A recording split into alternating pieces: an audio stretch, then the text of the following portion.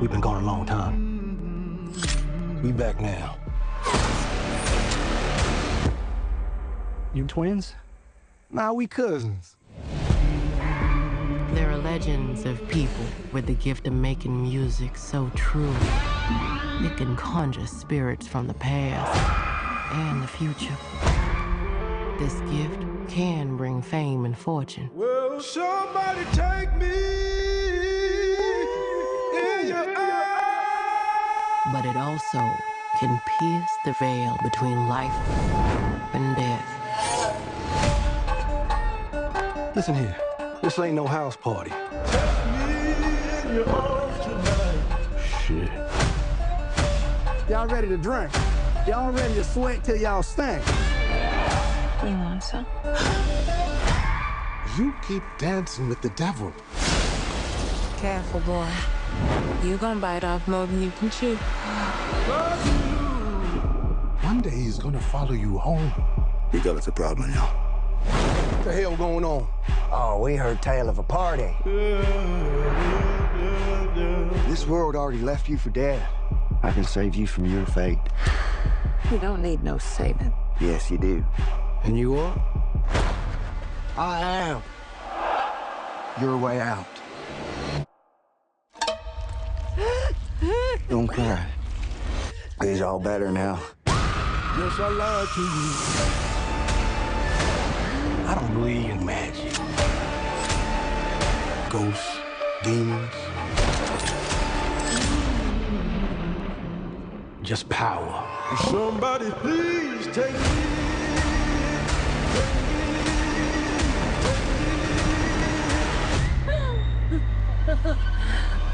We gonna kill every last one of you.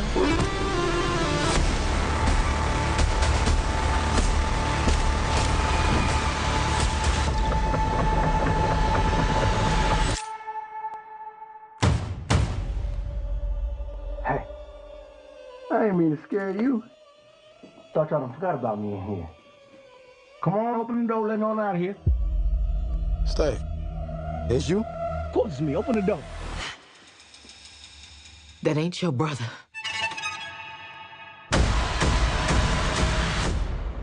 Lied to you.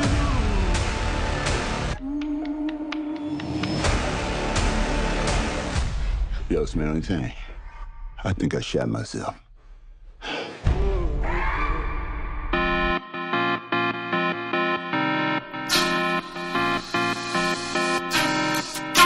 Hello and welcome to the Super 70 Podcast, episode 38.2, Sinners So Good.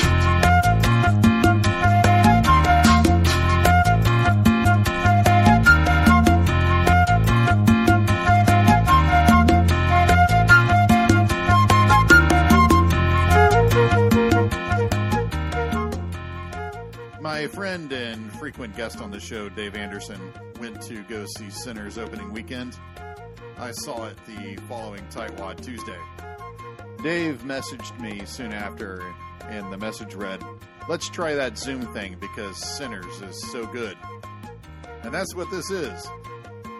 On the backside, we discuss the recent Academy rule change, A24 aesthetics, BBS, and the morality of playing podcasts back at faster speeds.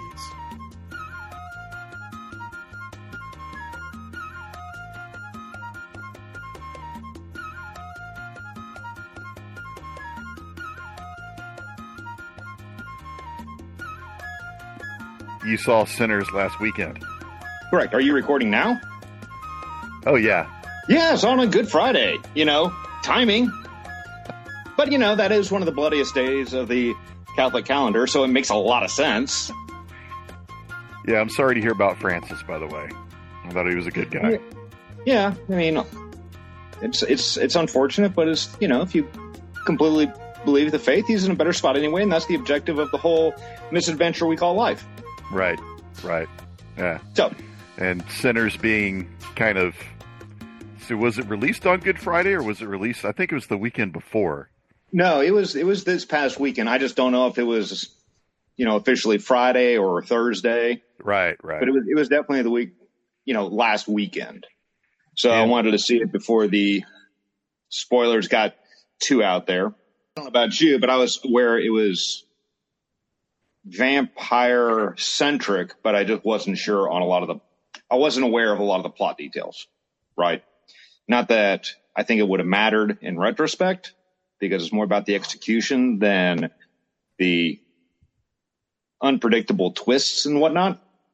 So I suspected if I had a pretty good idea of what the movie was from a story perspective, I still would have enjoyed it just as much.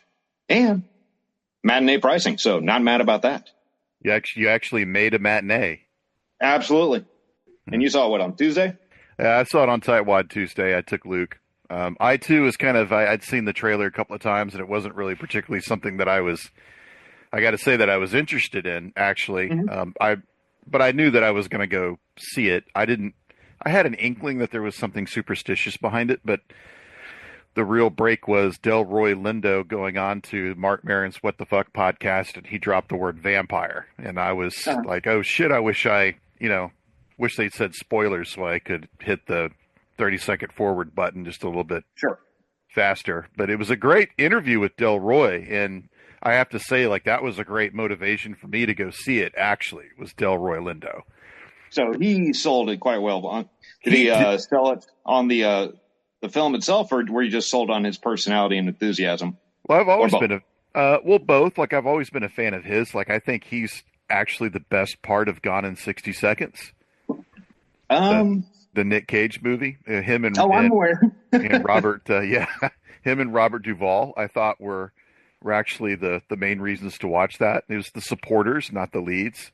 Yeah, it's a remarkably well done, terrible movie. Yes. And by terrible, I don't mean it's really objectively bad. It's just it shouldn't be as entertaining as it is. Yeah, that's what Bruckheimer specializes in, I think. Oftentimes, although I never saw the original, so I can't compare and contrast it against that. Yeah, that's. I mean, it's not a rough watch, but it is a completely different film. Yeah, in every way, shot differently, and it uses a lot of the zoom lenses, so action's taking place really far away, and there's no close-ups at all, and it's very different. Anyway, Lindo was on there, and he and Maron were talking about music and spirituality and the focus of the plot and community, and how it was really goes into relationships, close relationships, platonic relationships, acquaintances. And I was really enraptured by the interview. And most people, I'm sure, they saw Delroy Lindo and was like, who, or I'm not interested in that, skipped it. But that was actually probably one of his better interviews. Maron is a musician too, so it helps. He was really jiving with all the different forms of music that were in the film. And of course, I had no idea what they were talking about. You would have to actually watch the film in order to sort of catch what Lindo and Maron were discussing. Sure. But I've thought about going back and listening to the episode because I have a frame of reference now. And I thought that the musical sequences in the film were astounding, especially the multi-generational jam session, which apparently turned a lot of people off, but I was all about it. Yeah, no, it's I could see where it would absolutely draw you out of the movie, right? Because I think let's go with first half, right up until that point, is pretty darn grounded, right? And it's pretty engrossing. So when it jumps to that completely fantastical element, right? It is kind of I could see where it would be jarring. Kind of like yourself, I was immediately all in, right? I was like, okay, I see what's going on. It makes a lot of sense. It correlates to the narrative intro, or not narrative, but the scroll at the beginning where they kind of touch on that ability of individuals and music. And so it didn't draw me out. I was more like just more focused, but Nicole said that initially it did kind of break her concentration. So I totally get it. But then she just got right back in once, the brain focuses and gets calibrated with what's going on. So yeah, I found that to be a total tremendous experience. I need to see it again just for the two significant musical sequences, because they were both exceptional, I thought. And I also thought, you referenced how solid that first hour is. And, Yeah. you know, I went to go see it with Luke, which was problematic in of itself, but just some of the content. Some of the content was when you're sitting with your offspring, it just doesn't sit well. You know, he saw a portrait of a lady on fire, and I said, "Oh, I want to watch that. Do you want to watch it again?" And he said, "I'm not watching that with you. I'm not." You know, so I said, "You want to go watch Love Lies Bleeding?" He's like, "No, Dad, I saw the trailer, and I'm not watching that with you." Yeah, it's just no, we saw it with David and his girlfriend, and I had heard that there were some, let's go with risque, or not explicit, but certainly adult, content. So yeah, I was like, I don't want to sit next to David. And I was like, oh, I'll sit between them. Like, you have fun with that. Awkward. Based on what I'd heard, not what I knew. Right. Yeah. But that first hour was really, really quite solid. And I am convinced that if they had taken the supernatural out of it, I would have been just as sold. Like, I was tied into what was going on. And Luke told me after the film, like, he was waiting for the Klan to show up in the middle of the party. Right. I was not expecting the Klan. I thought that was the one part that kind of didn't fly for me as much. The second ending? The second ending, I understand what the objective of that sequence was. I just thought the way of getting to it was kind of on the nose. What I was anticipating, or what I could have seen in replacement of the supernatural component, would have been, if they did have the Italian and Irish mobs from Chicago track them down. And that'd be the significant main antagonist. I could see that working just as well, because that was a threat that was established, right? And then bringing that in would have been a natural progression of that story. That's the right year, too. The movie took place in 1932, I think?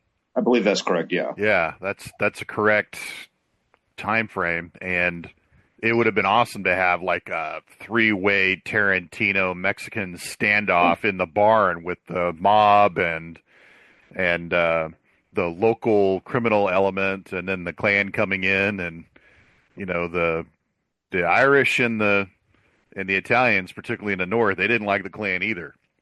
No, but independent of that, I didn't think that the vampire component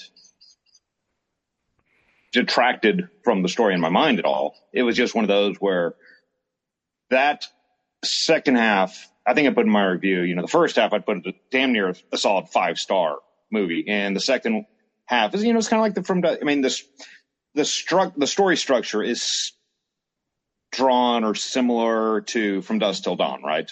Right. And it's obviously just a structure as opposed to a retelling or anything in that regard.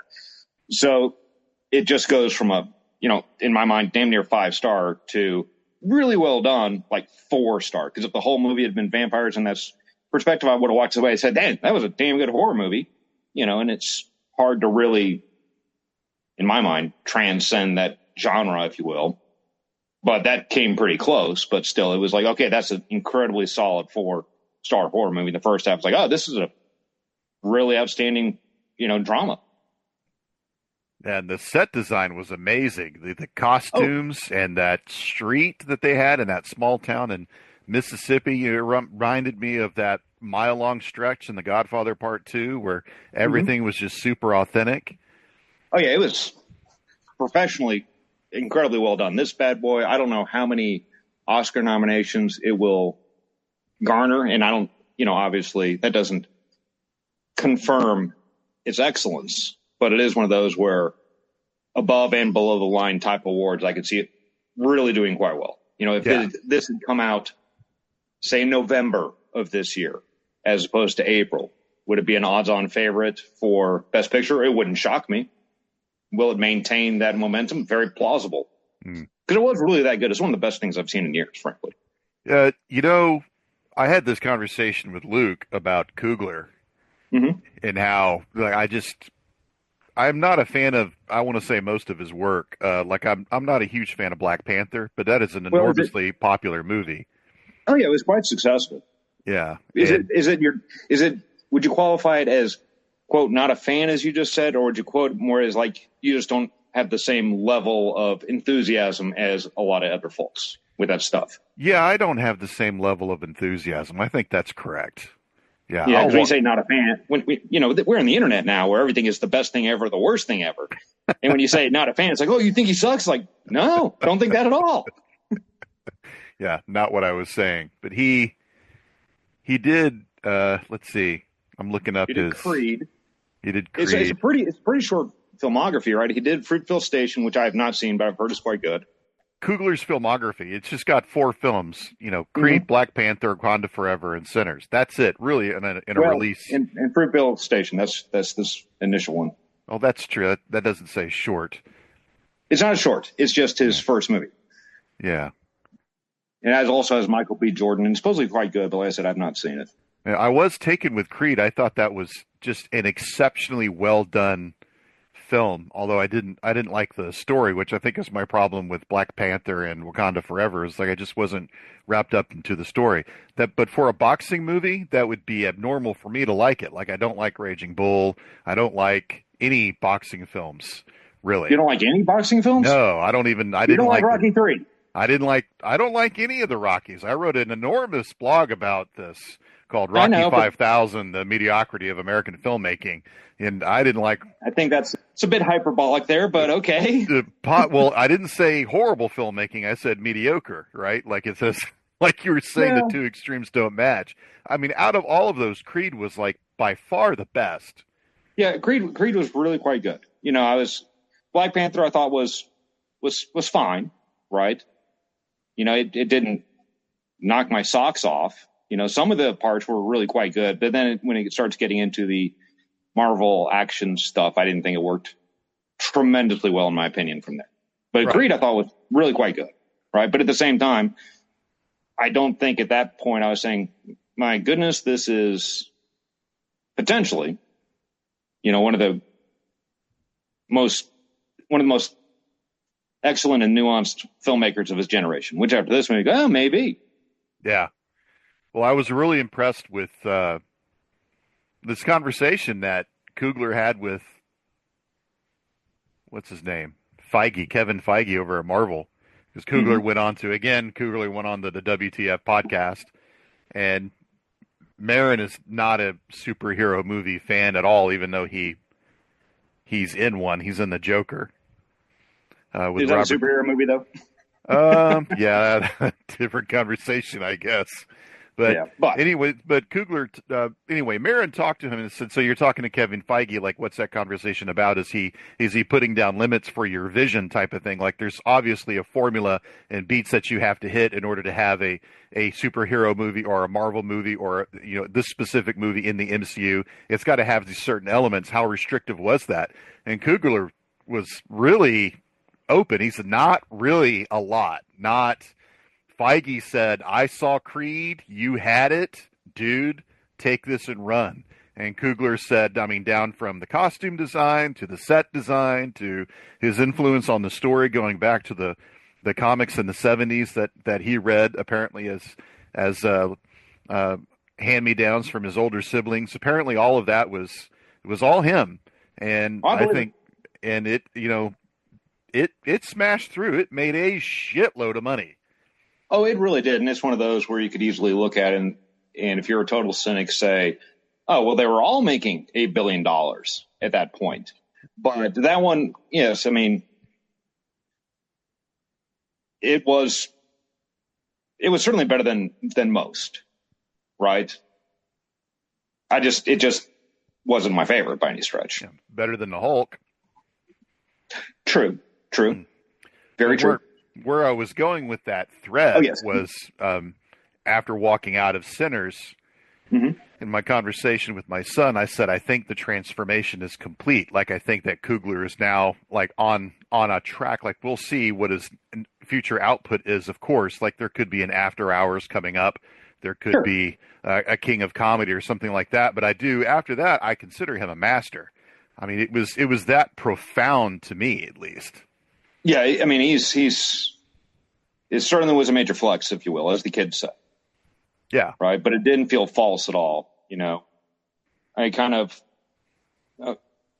so in the review that I wrote on the Letterbxd thing, I saw Joker and I said, okay, Todd Phillips, yeah, you've seen King of Comedy. You've seen Taxi Driver. I kind of get it. And in this one, you could look at it and say, okay, this guy's seen a lot, but he didn't use his knowledge and experience to mimic. It was more of a, okay, I'm going to take this language and tell the story with this language. And I thought it was really quite good. Yeah. Yeah. I'm just looking up your review now. Oh, lots of words. Many, many words. Don't try to read it now. It's going to take forever, and it's probably somewhat incoherent. But that being the case, I mean, I think I mentioned in my review about how specifically what stood out to me even before the party was the blocking and the use of space. Yeah. And the camera movements. I mean, in the barn, there's a figure 8, which is like a high level Kurosawa. Like I've seen it, I think, in Gus Van Zant's Elephant. I think is the only time I've seen it outside of what was the Kurosawa movie with Rashomon? Is I think the first time someone used the figure 8. And it's really complex, and there's fucking people walking around, and there's camera moving around, and I mean it's not as complicated as the dance scene in, say, what's the Edgar Wright film that we were both in, Last Night in Soho. I mean, there's the whip panning and spinning that they do, which is all in one take. Like the whip pan makes you think maybe there's a cut, and there's really not. Right. Well, it wouldn't shock me if there was, but regardless, it certainly gives that. It gives that impression, yeah. And the camera work in that party is crazy, and it's not like Babylon, which I mean, I like the first 90 minutes of Babylon. I think it's great, but that party sequence in Babylon is largely a tracking shot with cutaways, which is fine. I'm not taking anything away from it, and there's like a fucking 1,000 people in that scene in all various stages of nudity and what's her face and debauchery and it's a mess. Yeah, and Damien Chazelle's wife was the AD and the assistant producer, and she said that she had a spreadsheet of everyone in every shot and a shot breakdown and what everyone's needs were for every single shot that they had to take. Like, this one will take her panties off, this person will not. This one's okay with simulating, and this person is not. And so they had to work all of that in, and it just took weeks and weeks and weeks. So the final result, I mean, just really, it does what it's intended. It blows your socks off. But I have to say, I liked the center sequence more. It was a lot more organic.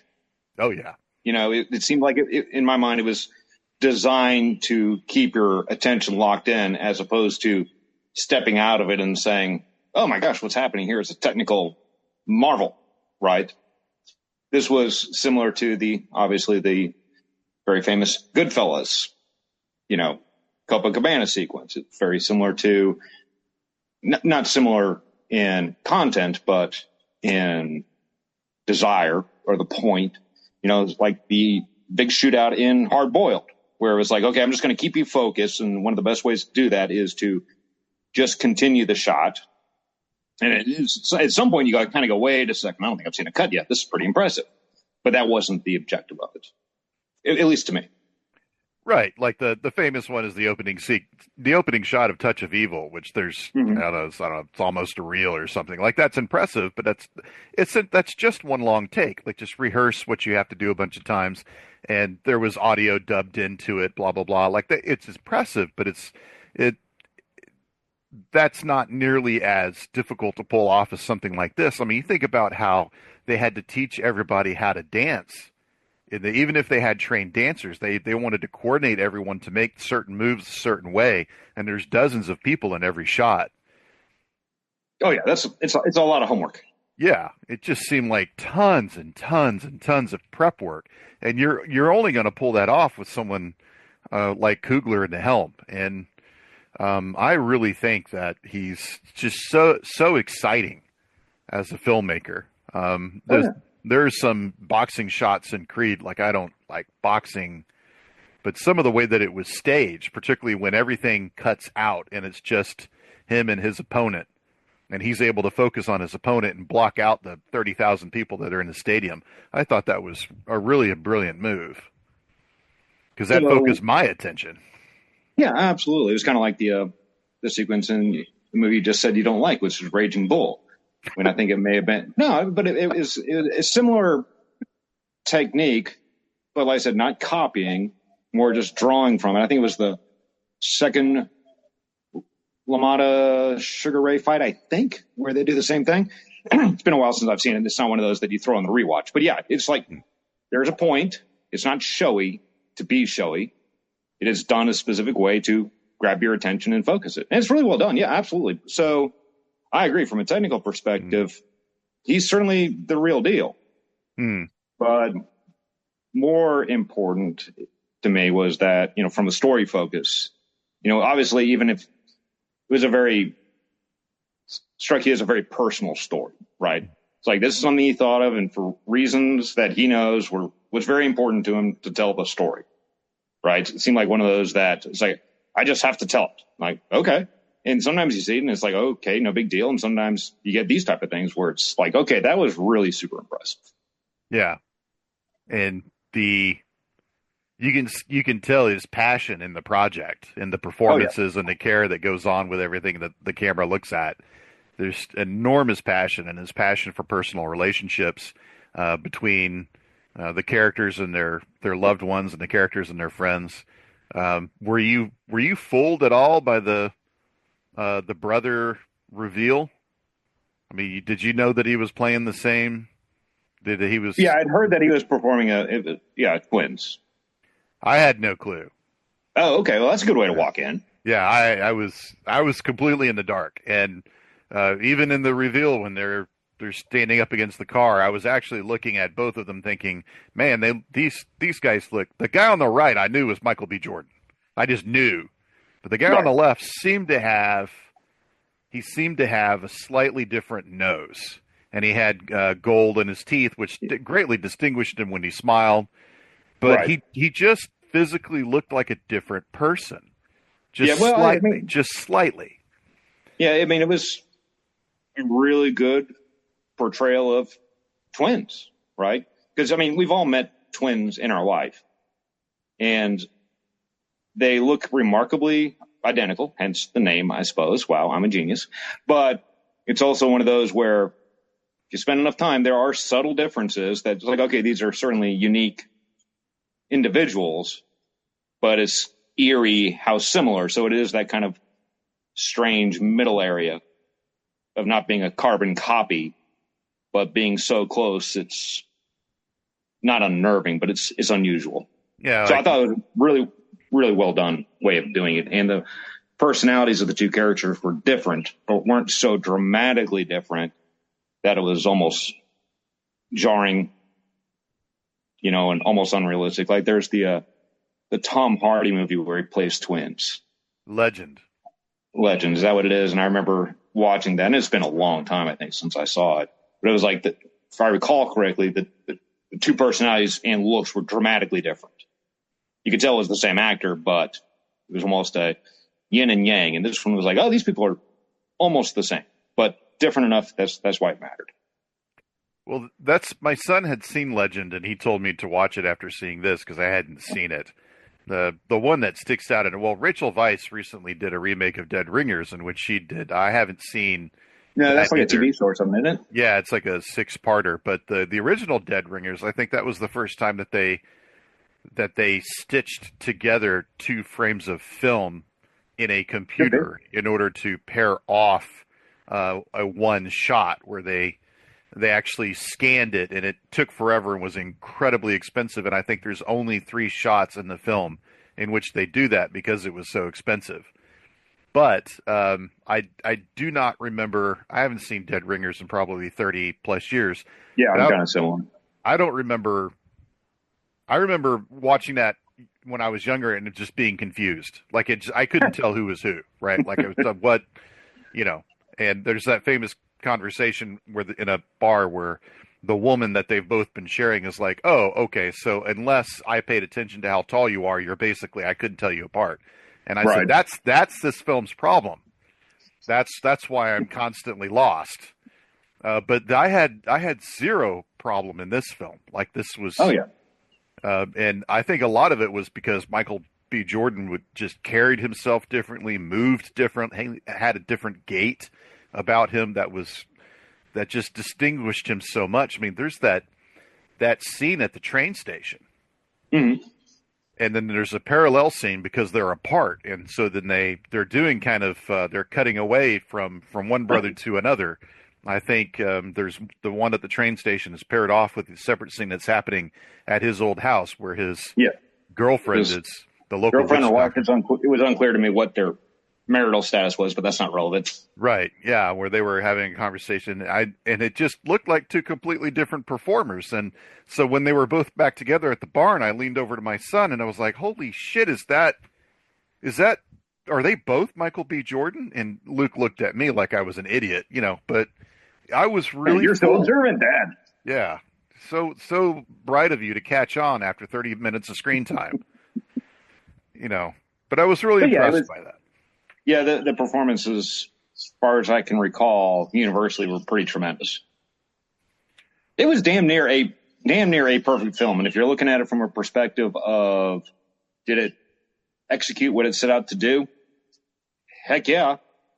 Andreen Ward Hammond, who played Ruthie, Tanaj L. Jackson, who played Beatrice, I thought they were excellent. And one of my favorite shots of the film, it kind of there's a similar shot, I think it's in Touch of Evil, actually, with Charlton Heston when he walks across the street, uses a payphone, and walks back across the street. And there's something in the scene about how the time that has elapsed has affected the plot. But regardless of that, there's that scene where Smoke goes into grab, man, I hope it's Smoke and not Stack, to go in to get the Asian food store on one side of the street of this Mississippi town. And they have to go get the father, the Asian store owner. The father is across, or it's the wife is across the street. Yes, the wife is across the street because, the daughter was working there as a clerk. Right. On the one side with the dad. Right. So he said, go get your mother. So she walks across the street to get her mother, and then the mother walks back across the street. And it occurred to me on the walk back of why there's two stores. Mm-hmm. And that was the level of observation of the times that I was really impressed by. Right. So that's the part that I look at and I compare it to the second ending, if you will. Right. Where it's the Klan. It's like, well, of course it's the Klan. Yeah, we're in Mississippi. Oh, my gosh. Who would have predicted this? Like literally everybody.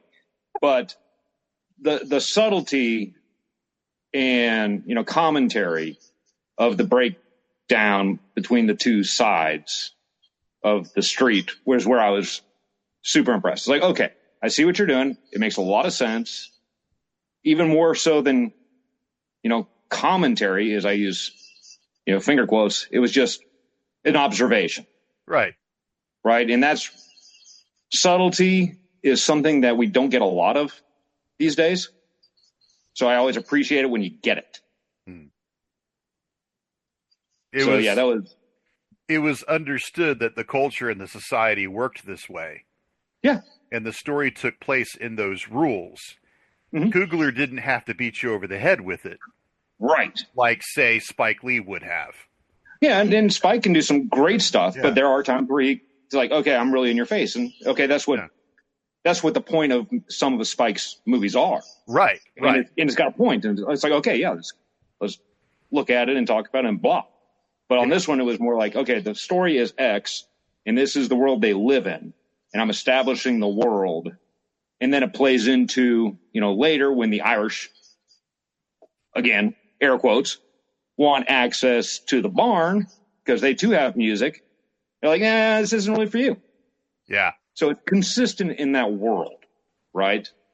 It's certainly not endorsing it, but it's explaining how that world can and does frame some of the relations and interactions. Right. In a way that Absolutely. I thought was really well done. Absolutely. Yeah. And I love Jack O'Connell, by the way, playing. Never seen him. You haven't seen Unbroken, the war movie? No, is that the Angelina Jolie flick? Yes. No, I've not seen it. I know of it, but I've not seen it. Yeah, you need to spare some time and take a look at that. It's pretty impressive. Yeah, actually, a lot of the cast I really wasn't familiar with. For many, not all, but many of them is first time seeing. Obviously, Delroy Lindo, Michael B. Jordan, Haley Steinfeld, although I've not seen her in a lot of things. Familiar. Yeah. Bo Chow, Grace Chow. Yeah, just Jamie Lawson. They all did, across the board. Excellent. I'd love to sit here and neg on the movie just because sometimes I can be contrarian, but there's literally not a darn thing I could think of after the first viewing where I'd say, that wasn't well done, with the notable exception of, oh, here comes the Klan, it's the Klan, Aside from that part, which, like I said, I know why it was there, and I don't even think it was I don't think it was like Inglourious Basterds where it's like, let's kill the Klan, let's kill the Nazis. I don't think that was the objective. It's like, I need this character to get to his final destination. Yeah. And this is consistent with the world I've built to have that happen, which is kind of why I was going, if you had the Italian and Irish mob, which they referenced earlier as essentially playing both sides against the middle, coming down and springing that surprise, I think would have been more creative. Yeah. Or maybe some people would say, that'd be too obvious, but I don't. Yeah, I think that would have been too obvious. I mean, that's the way that I would have gone. I would not have introduced vampires. But I'm not talking about the vampires. I'm talking about the Klan component. Okay. If instead it was the Klan that comes back to reclaim their land, if it was the Irish and Italian mob coming back, okay, we figured it out. Right. But regardless, I really love how it just really played on a lot of John Carpenter. Oh yeah, and it's one of those things where John Carpenter was significantly influenced by Howard Hawks. Right. But go on, I interrupted you. I apologize. No, that's right, because John Carpenter was a huge fan of The Thing from Another World, and Rio Bravo, and then you see Rio Bravo in this film, in the barn, the sawmill barn, whatever the hell it is, and you even have the girl come in, Haley Steinfeld, who walks in and just makes a muck out of everything before things get really wild. And then the revelation of what's going on is really just in a super John Carpenter type of way. Yeah. I even remember the shot of her leaving the 3 vampires in the parking lot, and she's walking back to the house, and Jack O'Connell starts to fly through the air, and then they cut away. Which was really the appropriate thing to do. Right. Yeah, you didn't have to see because you didn't need to know. And there is a pickup shot, which is exactly the opposite in a Polanski film called The Ninth Gate. Oh, I know of that. I've not seen the one with Johnny Depp. Yes. Tremendous film. Polanski gets no street cred for this. Well, Polanski respect is not one of those things that gets thrown around a lot. Somewhat of a controversial picture. Kind of, sort of. It's not like it. Most people wouldn't say, man, Coogler seems to be really influenced by Woody Allen and Roman Polanski, because it's like, well, I guess I won't be seeing that film. Yeah. Carpenter? Okay, I'll go see someone who's influenced by Carpenter. Just plays a lot of video games, loves basketball, and smoking, so. Yeah.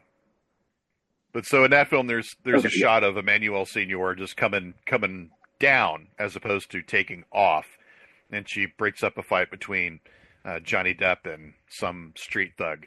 And the shots are so similar that if you stitched them together, you would think that it was one shot.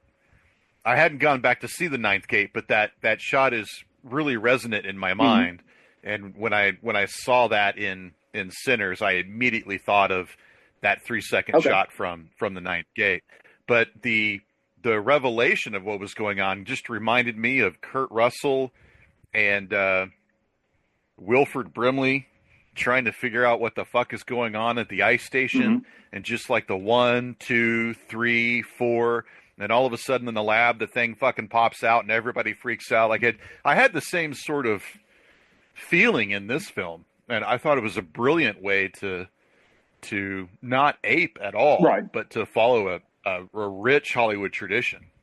And and obviously the garlic tasting scene was a direct homage, right? But I thought it was, it was effective in the thing, and it was effective here. It is just a tried and true technique to really get your edge up, with obviously not the same final outcome, especially was it Delroy Lindo, the one who just gags on the garlic. Yeah. And it's like, okay, but instead of, exploding, it's like, oh no, I just hate the stuff. Yeah. And that kind of, it's not the same, but it calls back to that scene in From Dusk Till Dawn where Tom Savino realizes that he's turning, and he looks at his hands and tries to hide his hands. Right. And this is sort of this little comic, like Keystone Cops type of Marx Brothers moment, which I really enjoyed. It really had that kind of element to it. I mean, Sinners didn't have nearly as much comedy when it came to the gore side of it. No, but it certainly had a decent amount of dark humor. Yeah. When the doorman gets shot, it's like it's a pretty grimly funny scene. Yeah, the whole riot was at the end of it was kind of crazy. Yeah. It was just a free for all of savagery that really was not. I expected it to. It was kind of like Night of the Living Dead almost, where they're all trapped in the house and they have to fend off everybody. But then in the Night of the Living Dead, there's kind of like a whittling down, and then in the end of Sinners, it's just sort of the doors are open and then it's a free. And here we go. Yeah. Yeah. No, but really, really effing good. Like I said, I don't know if I'll see it again in theaters, although I'd like to. Question, did you see it? Okay, what format did you see it in? I saw it on 35. Like 35 millimeter film? Well, not film, okay. But it was on a 35 millimeter screen. Okay, so what I was getting at was I had stumbled across a video. If you haven't had a chance to see it, I would recommend tracking it down, where Coogler discusses the different projection techniques that were getting employed in the theatrical. Because it was a combination of being shot on, if I'm not mistaken, and I'm probably wrong, Super Panavision film, and then IMAX film. So it's being projected like in I think 7 different ways, right? So in IMAX, it has the changing aspect ratio, and then I'd seen it at the Cinemark XD. I'm not really 100% sure what XD is, but it didn't change the aspect ratio. It just stayed at the constant. I can't remember what the framing is. At 276-1. Can't recall exactly. Yeah. Or 235. It's one of those two. I'm not sitting up there in front of the screen with tape measure and having people help me out figuring it out, and that's not important. But apparently, I would like to see it in the IMAX, and I understand that the Blu-ray, when it gets released, is going to be released at least with a version of the changing aspect ratios. So apparently, if you saw it in the IMAX, like the initial musical sequence in the club, when he starts playing, it just does gradually shift into that full IMAX scope, where I could see that really working quite well, just really being immersive in that regard. But I didn't see it in that format, so I wasn't sure if you'd seen it like that or not. The dude is quite sharp and knows what he wants and explains what they did and why they did it. And it was pretty compelling.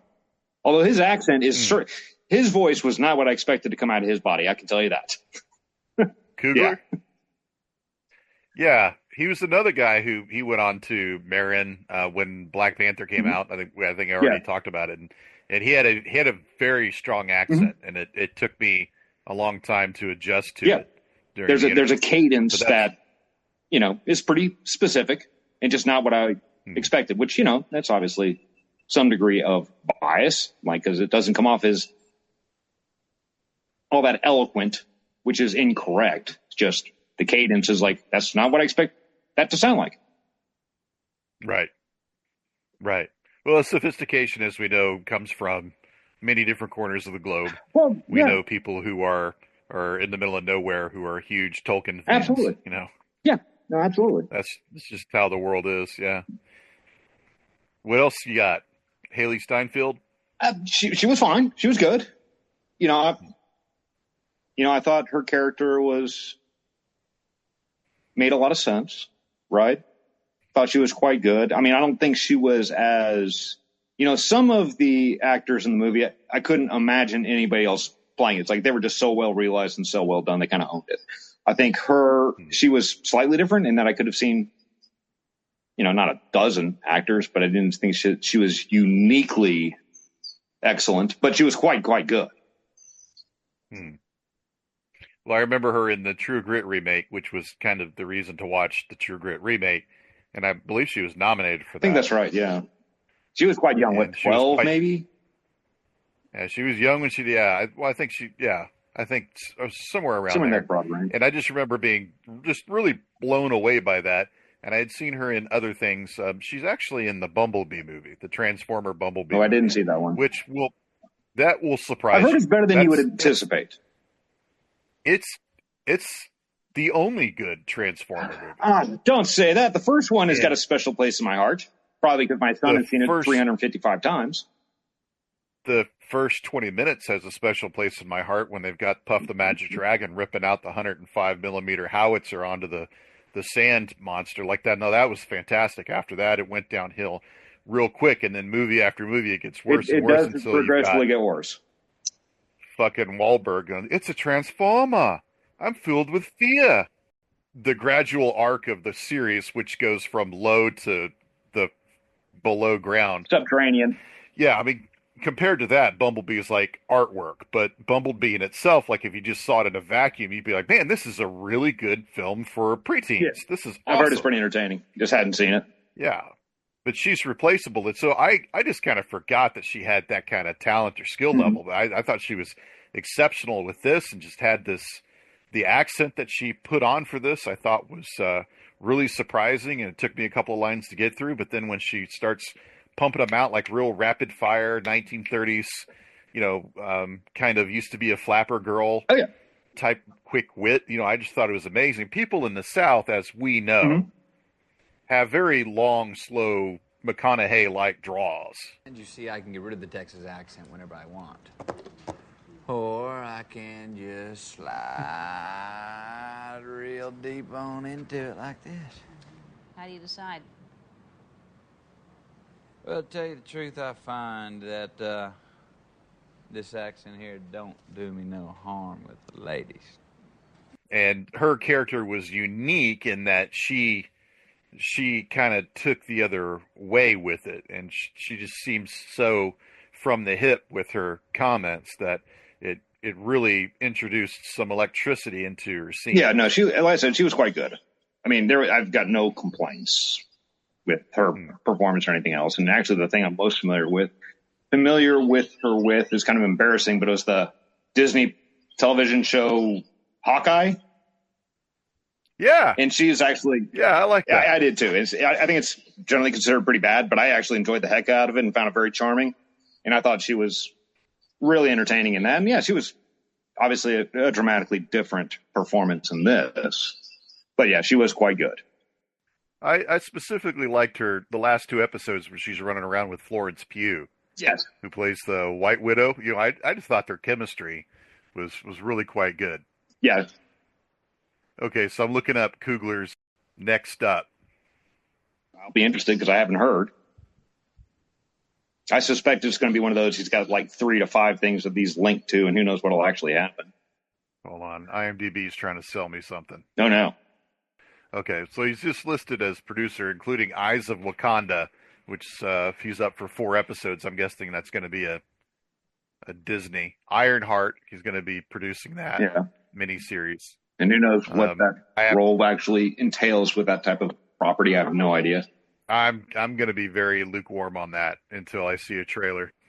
It's just one of those. It's like, if you're a producer on a Marvel TV show, I don't know how much authorship is really associated with that title and that production. It may be very much so. It may not be at all. I just don't know. Right. But right. I mean, he's very much, as far as I can perceive, very much the writer director, right? So it could be one of those things where it's 2-3 years before he even gets started on his next thing. And I would rather have a slower or less voluminous output if the hit rate is high. Because I think he wrote Black Panther. I'm pretty sure he was a co-writer on Creed. Must have been. And I assume the same with Wakanda Forever. But from what I understand, this is the first movie that he's done that's not based on either a real event like Fruitvale Station or IP such as Creed and the Panther movies. So it was really encouraging to see a completely, maybe not original, but personal, tale. Yeah. Well, he's got, let's see, Sinners, Wakanda Forever, Black Panther, Creed, Fruitvale Station. Those are all his writing. He wrote it or co-wrote it at the very least. So, yeah. So, as I said, I'd kind of like Tarantino's. I mean, his output is really slow, but I would prefer it to go slow than here's a movie every year or 2 years. Unless you're, of course, Steven Spielberg, who went through that thing where he's like, I'll put out 2 movies a year. And it's like, how is that possible? And both pretty good. But he's kind of a one-on-one. I want to go into that because I got a question about that. But first, I want to. Is there anything else about Sinners that you want to bring up or go through? No. I just think it's highly recommended, and nothing is universally appealing. But I would imagine that for this movie, it's going to be as close to universally appealing as such a thing can be. I could definitely see it being a movie. It's like, oh, I don't like horror movies. Yeah, you might still like this quite a bit. I don't like, movies set in the 100 years ago. It's like, okay, I see that, but you might like this. So it's a lot of that where it's so well done. I could see it being damn near universal. Like I said, I'll be interested to see what kind of Academy Award recognition it gets, with the caveat that it doesn't really effing matter, but it's still interesting to see. It might hang in there since the Academy just dropped this new rule this week that says you have to watch all of the films before you are allowed to vote in your category for your. I don't know how they're going to enforce that. Oh, I did listen to. I think it was The Big Picture that they discussed that. They don't send out. Apparently, they don't send out screener DVDs anymore. There's an online portal where, of course, you could certainly hire somebody to hit play, and you're not there. But it doesn't strike me as a completely unreasonable expectation. You mean you voted for The Brutalist and you didn't even see it? You son of a bitch. And I'm sure that happens all the time. I would never have voted for The Brutalist for Best Picture if I were in that pool. I hadn't seen that. That's okay. What were your general thoughts on that? I mean, I liked it. That's up my alley. It's about a traumatized Jew in America after the war. He came out of a camp, blah, blah, blah. I was all into that in the story. It went places that I didn't necessarily want to go.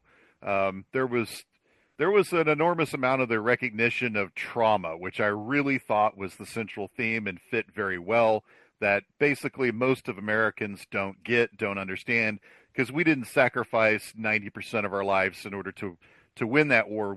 We sacrificed 5%, and we kind of ignore that 5% in the next 70 years until Steven Spielberg makes a couple of movies, and then, oh yeah, remember this great thing that we did 8 decades ago. That's just how people do trauma. They don't want to, like my grandfather fought in a war. He never talked about it. He didn't want to. I completely get it. But that entire continent was fucking destroyed. And I thought it was a very good an internal processing of trauma. There's never a shot in a camp. There's never a shot in Europe. It all takes place in America, and it does very well to frame that experience. And I thought Brody did a great job. I don't think that he should have won for Best Actor. I thought that was I know he shouldn't have been allowed to talk. Crap. Yeah. His acceptance speech was something special. Well, and that was his second. Yep. Like, dude, like it's, most people will never get up there. So you got two chances, kind of whatever. Yeah. It doesn't, regardless of that. And at the same time, it was like an hour before the best foreign language pick, they gave it to Jonathan Glazer for The Zone of Interest, which is a film I dearly love, based on a book by Martin Amis, which is one of my favorite books. And he just completely botched the acceptance speech. Oh, I don't even recall. I believe you. I just don't recall it at all. Oh my God. I should dredge it up and play it for the podcast. But in the middle of it, it's he refutes his Jewishness and really hung up in modern times and conflicts, and just don't bring that shit to the Oscar. Like Hollywood forever has been a progressive tool for our society to display some of our weaknesses and try to turn them into strengths. I have no problem doing with that. I am totally on board with trying to make our country better.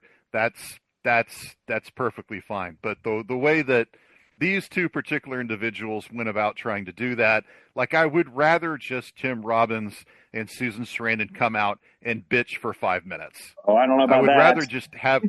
well, that used to be the going rate at which you watched the Oscars. That was the sacrifice you had to make in order to watch the Oscars. And at the time, I really complained about it. But here, 30 years later, I wish we could get back to it. But regardless of that, I thought The Brutalist was an exceptionally good film. And Guy Pearce, I believe he was nominated for his Sounds right. supporting role in it, which was, again, really awesome. And how many movies do you have about Bohars artists? There's exactly none. One.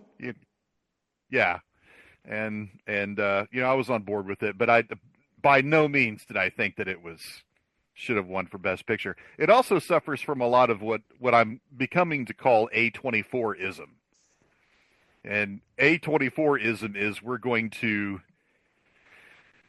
spend a lot on the...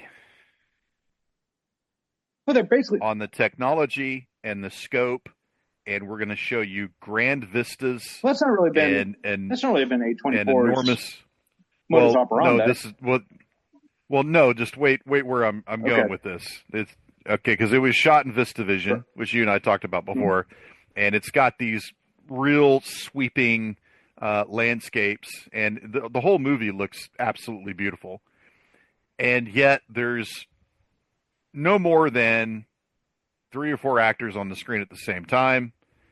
There are sets that kind of look like 1940s, 1950s, definitely 1 or 2 cars. The money that they actually spent on the set design and the production and so forth was actually so very minimal. And it's a cost reduction move for sure. The other end of it, of course, would be the Coogler or the Coppola thing of let's build the whole mile of Little Italy and then spend all this money on. It was a very minimalist approach to history. I need to look at it, but I'm probably wrong, right? But I thought that A24 actually didn't produce The Brutalist; they just acquired the rights. Oh, did they? I'm probably wrong, but I thought that's what it was, where it was a low budget endeavor, really, and then they picked it up. But again, they picked it up. I could be totally wrong. I've seen. I'm late on the A24 output, by the way. I'm not by any means an expert, but they did Warfare. They did Warfare this year coming out in Civil War. I didn't see Warfare. I saw Civil War. That was very much the same thing. Mm-hmm. Civil War was very much a minimalist filmmaking. Let's show you something big in an attempt to hide the fact that we just actually don't have a whole lot of money to put into set design and extras, so to speak. And if I'm not mistaken, they spent all their money in the finale. And if I'm not mistaken, that was by far their biggest budget film. Right. Because Right. I kind of look at A24 as Which- kind of our version of Miramax. Right. And I don't mean for this to sound like an enormous criticism. Like, we worship directors who are able to cut corners and use their lack of funds in order to be more creative, to show you a story with more profound narrative. Orson Welles famously, like, he never had a bag of money around, and he had to be inventive in order to be creative. But it's not just him. It's Jack Nicholson. It's Peter Bogdanovich. It's Bob Rafelson. It's the entire BBS story. Mm-hmm. It's, Tarantino until recently shot his first movie in a warehouse, so I don't mean that to be a strong criticism, but after 6 or 7 of those films, I was just getting the feeling that this is the way they produce. Well, I mean, it certainly could be. And if you look at it from the current, box office reality, I'd be fine with them releasing 5 $20 million movies as opposed to a single 100. If that's the compromise you have to make to have, a high level of excellence, such as it is. I've not seen a lot of A24 films, so I'm only speaking on the reputation more than my personal opinion. I'll take that, I mean, because a lot of us are bemoaning the perceived reality of the only things that come out are these $250 million movies that are home runs or strikeouts. And that's not the reality, of course, but that's certainly the way it feels. That's a very valid point, and I don't remember who the hell it was who got up during the Oscars last. That was Sean Baker. That was Sean Baker, yeah, who said, "Can we do 5 $20 million movies instead of making $100 million movie?" I think I would rather have that for sure. Yeah. Like, if in an either or universe, I'll take it. I don't think that we have to do that. There's fantastic films going out that are. I don't think that the $100 million gamble to make $1 billion. I don't think that's hurting the smaller films too much. I don't know if it is or not. It's one of those where I think Sinners, the alleged budget was $90 million. So let's just go with 100, right? The question is, when you're spending that much money, there's a desire, reasonably so, in my opinion, to check as many boxes as possible and make it as universally appealing as you can, which by default in most things is going to reduce the personal aspect of the movie, So I think there is that weird compromise. Now, spending $150 million on a movie doesn't make it inherently bad, just like spending $10 million on a movie doesn't make it inherently good. And, if you're making, $10 million movies or $100 million movies, there's also the economic reality. It's like, I spent $100 million and I made $600 million. Versus these 10 for 100 where I made 40 million. It's kind of a no-brainer. Right. So it's a complicated thing, of course, but it's probably always been like this. And it's probably a conversation that's happened 100 times since 1976 when Jaws came out. Oh, yeah. Yeah. Maybe Gone with the Wind or, Ben-Hur or whatever. There's always ebbs and flows. Jack Nicholson has a great story about. I don't mean to go back to BBS, but they were talking about. I noticed that's kind of been your gig for the past 5 reviews on the Letterboxd. I've worked my way through the box set on Criterion. The whole thing? Yeah, and I watched 5 easy pieces, and there's a great. I need to watch that. Short doc on there. I saw your review. I know it was. Let's go with. Not even quite lukewarm. Yeah. But I am interested in watching, always have been. It's just one of those that, okay, when am I going to take the time to sit down and watch this?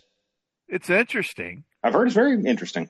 I didn't enjoy it per se. I'll never watch it again per se. I definitely don't regret watching it like I don't regret watching most films. But there's a great interview with Nicholson where they were talking about the controversial ending and how the censor in London said you've got to change the ending in order to market this in the UK. And Nicholson was really, really upset about it and went to Bob Rafelson. And Rafelson was like, fuck them. No, we're not cutting this. No, if it doesn't open in the UK, it doesn't open in the UK. Fuck those guys. Eventually it did open in the UK and eventually it did make a lot of money. And eventually they did sell VHS and DVD, but they didn't know that in 1971. You know, Okay. they had no clue that it was eventually not just going to break even, that it was going to be this highly appreciated film. Yeah, very profitable as it turns out at the end. Right, but you don't know that going in. No, you hope for it, but you sure don't know it. Who wants to be that guy? I just have flashbacks of that scene in The Player, with those endless amounts of people going in to see Tim Robbins saying, "Okay, I got a take, I got a pitch," and Robbins having to, always ends with the heart, and just having to listen to these fucking bizarro situations. You know, I just watched an interview with Jeff Bridges talking about how he was such a King Kong fan, so they offered him the role in the King Kong remake, and how he was so excited about it. That movie is trash. It's not real good. Even when I was a kid, it was trash. Like, at what point at any time did anyone think that was a good idea? I don't know. And I just hate to be that guy to be on the end of that string. Yeah. You know? If I'm not mistaken, that was a Dino De Laurentiis flick, wasn't it? Why are we not surprised? I think it was, and that kind of just fits his. It's going to be spectacle. It's not necessarily going to be good. David Cronenberg did an interview recently where he talked about how he and David Lynch were shooting two movies at the same time. I can't remember what Cronenberg was shooting. I think it was The Fly or something, and Lynch was shooting Dune. Okay, that's timing seems reasonable in my brain. Yeah, but I mean, Laurentiis was in Mexico trying to keep his finger on Dune the whole time, and Cronenberg said, like, so the ropes were off. Like, I could do anything that I wanted because Dino was not around, and then we were in the can and editing before he saw any footage. Like, he was like, David took the hit for me, you know. Lynch took the bullet for me so I could make my masterpiece, and I'll forever be grateful. Like, oh, what a thing to do. Like, yeah, it was totally altruistic in that regard.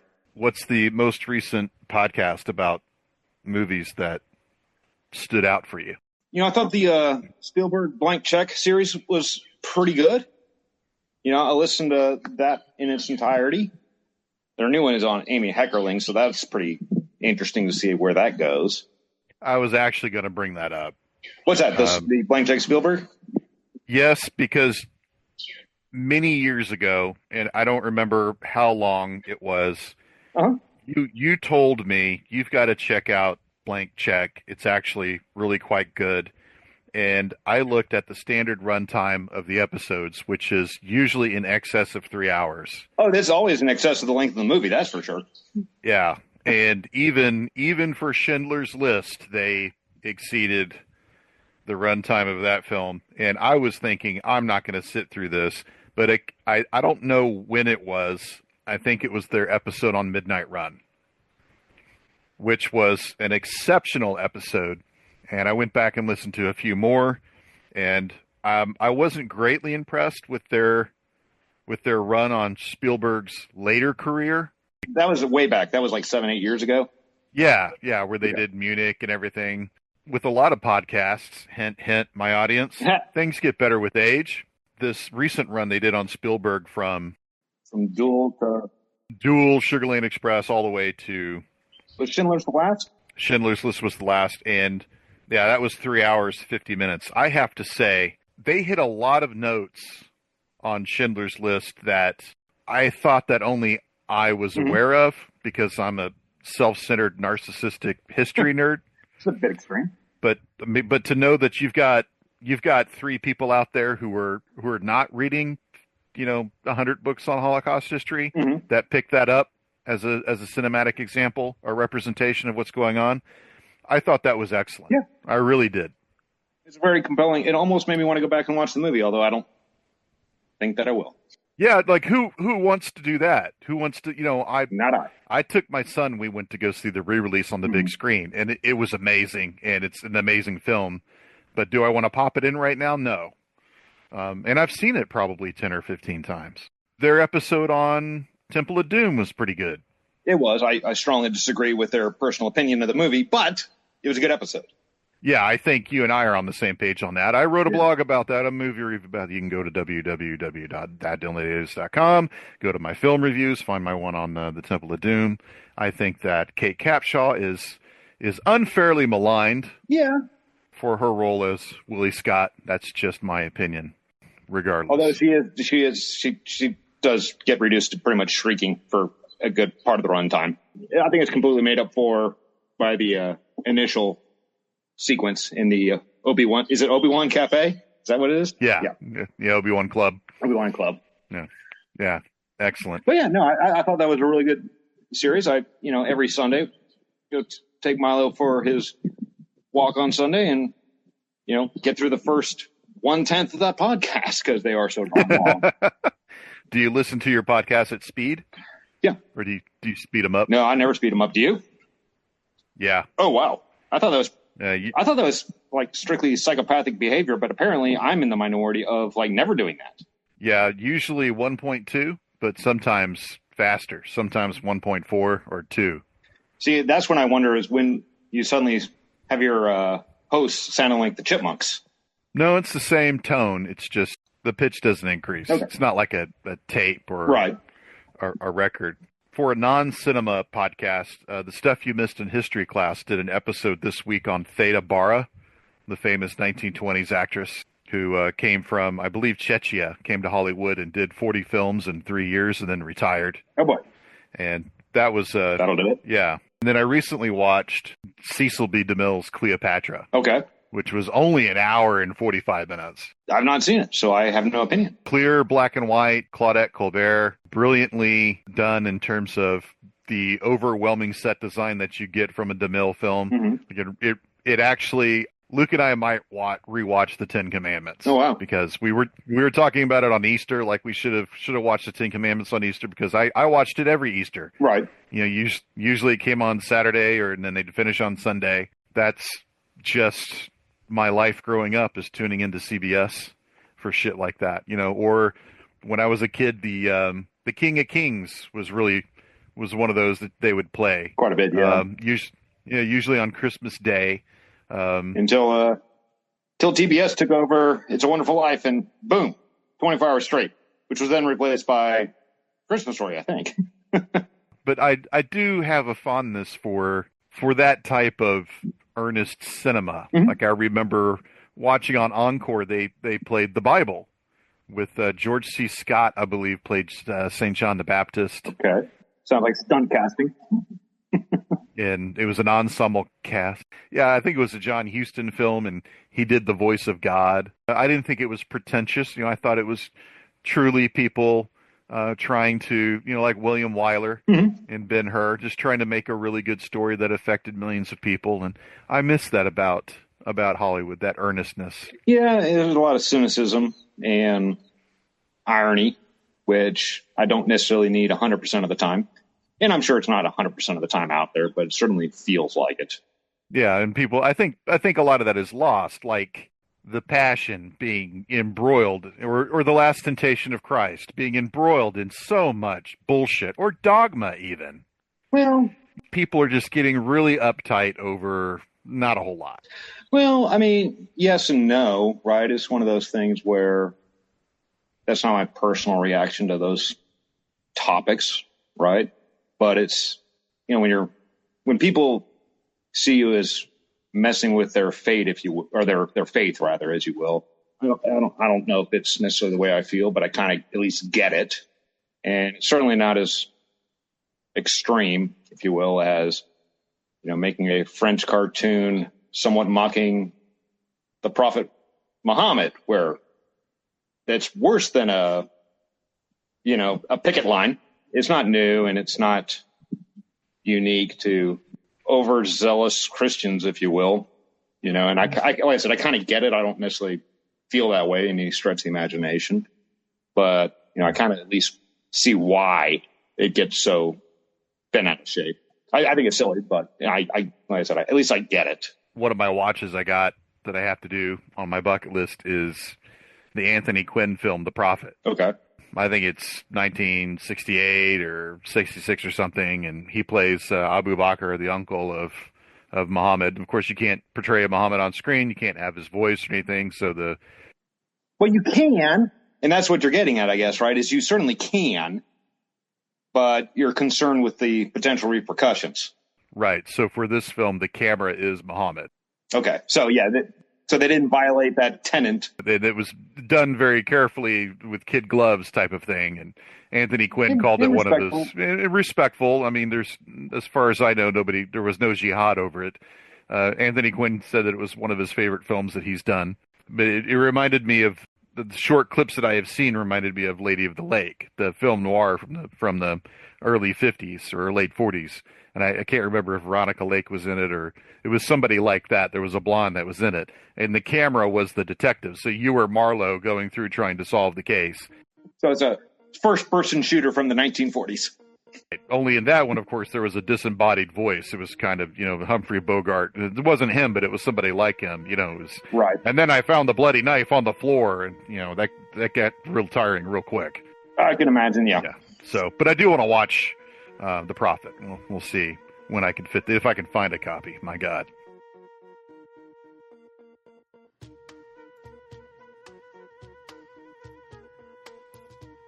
Thanks for hanging out and listening to Dave and I wax intellectual on Sinners and a variety of other topics.